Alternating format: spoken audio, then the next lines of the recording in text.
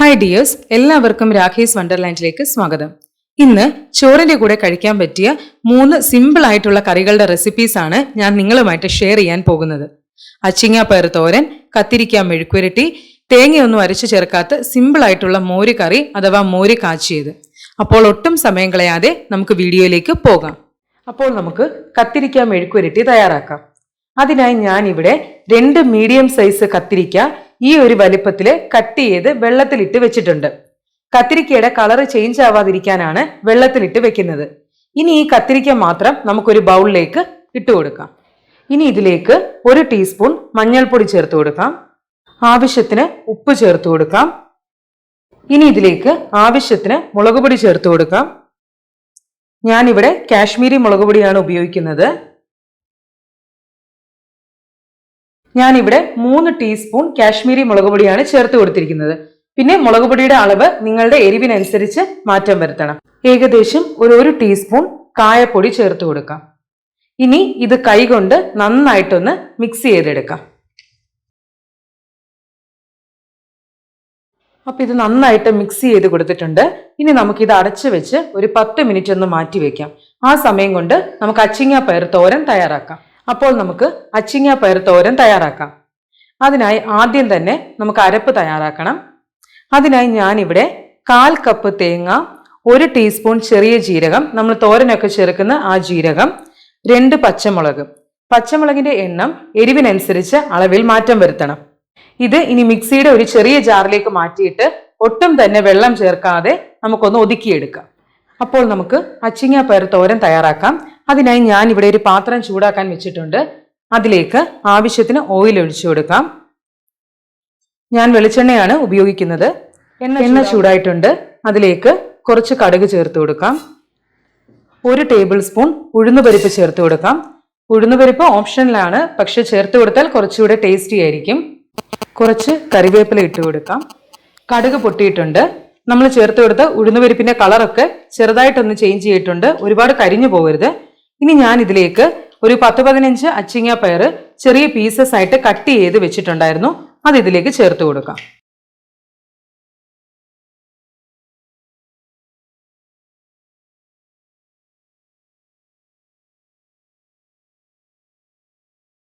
ഇനി ഇതിലേക്ക് 1/2 ടീസ്പൂൺ മഞ്ഞൾപ്പൊടി ചേർത്ത് കൊടുക്കാം. നമ്മൾ തയ്യാറാക്കി വെച്ചിരിക്കുന്ന അരപ്പ് ഇതിലേക്ക് ഇട്ട് കൊടുക്കാം. അരപ്പ് ചേർത്ത് കൊടുത്തിട്ടുണ്ട്. ഇനി നന്നായിട്ട് നമുക്കിതൊന്ന് മിക്സ് ചെയ്ത് കൊടുക്കാം. ഇനി ഇതിലേക്ക് ഞാനിവിടെ ഒരു 1/4 കപ്പ് വെള്ളം ഒഴിച്ചു കൊടുക്കുന്നുണ്ട്. ഒരുപാട് വെള്ളം ഒന്നും വേണ്ട, ഒരു 1/4 കപ്പ് വെള്ളം മതിയാകും. ഇനി ആവശ്യത്തിന് ഉപ്പ് ചേർത്ത് കൊടുക്കാം.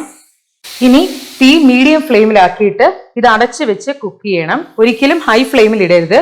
തീ എപ്പോഴും മീഡിയം ഫ്ലെയിമിലായിരിക്കണം. അടച്ചു വെച്ച് നമുക്കിത് കുക്ക് ചെയ്യാം. ഇടയ്ക്കൊന്ന് തുറന്നു കൊടുത്ത് ഇളക്കി കൊടുക്കാൻ മറക്കരുത്. പാത്രം അടച്ചു വെച്ചിട്ട് കുറച്ച് സമയമായിട്ടുണ്ട്. നമുക്കൊന്ന് തുറന്നു നോക്കാം. ഇടയ്ക്ക് ഞാനൊന്ന് തുറന്നു കൊടുത്ത് ഇളക്കി കൊടുത്തിരുന്നു.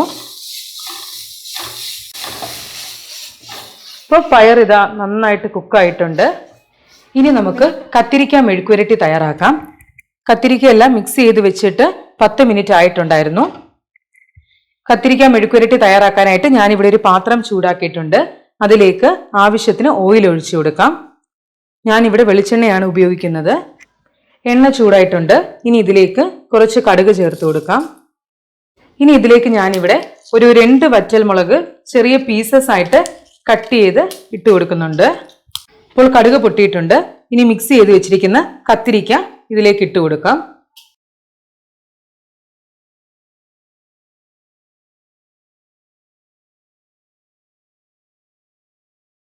അതുപോലെ തന്നെ കുറച്ച് കറിവേപ്പില ഇട്ട് കൊടുക്കാം. ഇനി ഇത് നമുക്ക് നന്നായിട്ടൊന്ന് മിക്സ് ചെയ്തെടുക്കാം. നമ്മൾ ആദ്യം തന്നെ കത്തിരിക്കയിലേക്ക് മുളക് പൊടിയും ഉപ്പും മഞ്ഞൾപ്പൊടിയും കായവും ഒക്കെ ചേർത്ത് മിക്സ് ചെയ്തല്ലേ വെച്ചിരുന്നത്. പിന്നെ ഇതിലേക്ക് നമ്മൾ പ്രത്യേകിച്ചൊന്നും ചേർത്ത് കൊടുക്കേണ്ട ആവശ്യമില്ല. ഇനി തീ മീഡിയം ഫ്ലെയിമിലാക്കിയിട്ട് ഇത് അടച്ചു വെച്ച് കുക്ക് ചെയ്യാം. ഒരിക്കലും ഹൈ ഫ്ലെയിമിലിട്ട് കുക്ക് ചെയ്യരുത്. തീ എപ്പോഴും മീഡിയം ഫ്ലെയിമിലായിരിക്കണം. ഇടയ്ക്കൊന്ന് തുറന്നു നോക്കി ഇളക്കി കൊടുക്കാൻ മറക്കരുത്. കത്തിരിക്ക അടച്ചു വെച്ചിട്ട് കുറച്ച് സമയമായിട്ടുണ്ട്. നമുക്കൊന്ന് തുറന്നു നോക്കാം. ഇടയ്ക്ക് ഞാനൊന്ന് തുറന്നു കൊടുത്ത് ഇളക്കി കൊടുത്തിട്ടുണ്ടായിരുന്നു. അപ്പോൾ നമ്മുടെ കത്തിരിക്ക മെഴുക്കുരട്ടി റെഡി ആയിട്ടുണ്ട്. ഇത് വളരെ സിമ്പിൾ ആണ് തയ്യാറാക്കാനായിട്ട്. അപ്പോൾ നമുക്ക് മോര് കാച്ചിയത് തയ്യാറാക്കാം. അതിനായി ഞാൻ ഇവിടെ ഒരു പാത്രം ചൂടാക്കിയിട്ടുണ്ട്. അതിലേക്ക് ആവശ്യത്തിന് ഓയിൽ ഒഴിച്ചു കൊടുക്കാം. എണ്ണ ചൂടായിട്ടുണ്ട്. ഇനി ഇതിലേക്ക് കുറച്ച് കടുക് ചേർത്ത് കൊടുക്കാം. കുറച്ച് കറിവേപ്പില ചേർത്ത് കൊടുക്കാം. കടുക് പൊട്ടിയിട്ടുണ്ട്. ഇനി തീ നന്നായിട്ട് കുറച്ച് വെച്ചതിന് ശേഷം ഇതിലേക്ക് 1 ടീസ്പൂൺ മഞ്ഞൾപ്പൊടി ചേർത്ത് കൊടുക്കാം. തീ നന്നായിട്ട് കുറച്ച് വെക്കണം, കാരണം നമ്മൾ ഡയറക്റ്റ് ആയിട്ട് എണ്ണയിലേക്കാണ് മഞ്ഞൾപ്പൊടി ചേർക്കുന്നത്.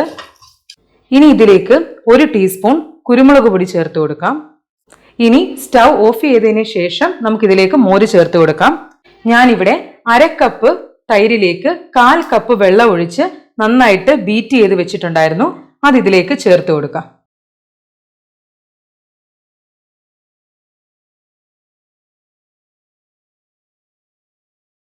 ഇനി ആവശ്യത്തിന് ഉപ്പ് ചേർത്ത് കൊടുക്കാം. അപ്പോൾ നമ്മുടെ സിമ്പിൾ ആയിട്ടുള്ള തേങ്ങയൊന്നും അരച്ച് ചേർക്കാത്ത മോര് കറി അഥവാ മോര് കാച്ചിയത് തയ്യാറായിട്ടുണ്ട്. അപ്പോൾ ഇതാണ് ഇന്നത്തെ ലഞ്ച്. ചോറ്, അച്ചിങ്ങാപ്പയർ തോരൻ, മോര് കാച്ചിയത്, കത്തിരിക്ക മെഴുക്കുരട്ടി. ഇത് അടിപൊളി കോമ്പിനേഷനാണ്. എല്ലാവരും ട്രൈ ചെയ്ത് നോക്കിയിട്ട് നിങ്ങളുടെ ഫീഡ്ബാക്ക് കമന്റ് ബോക്സിലൂടെ എന്നെ അറിയിക്കണം. ഈ വീഡിയോ ഇഷ്ടപ്പെട്ടാൽ ലൈക്ക് ചെയ്യുക. കൂടുതൽ വീഡിയോസ് കാണുവാനായിട്ട് ചാനൽ സബ്സ്ക്രൈബ് ചെയ്യുക. പിന്നെ സബ്സ്ക്രൈബിന്റെ തൊട്ടടുത്ത് ചെറിയൊരു ബെല്ലൈക്കൺ ഉണ്ട്, അതും ക്ലിക്ക് ചെയ്യാൻ മറക്കരുത്. ഈ വീഡിയോ എല്ലാവർക്കും ഒന്ന് ഷെയർ ചെയ്ത് കൊടുക്കുക. അപ്പോൾ അടുത്ത അടിപൊളിയായിട്ടുള്ള റെസിപ്പി ആയിട്ട് കാണുന്നത് വരെ ബൈ.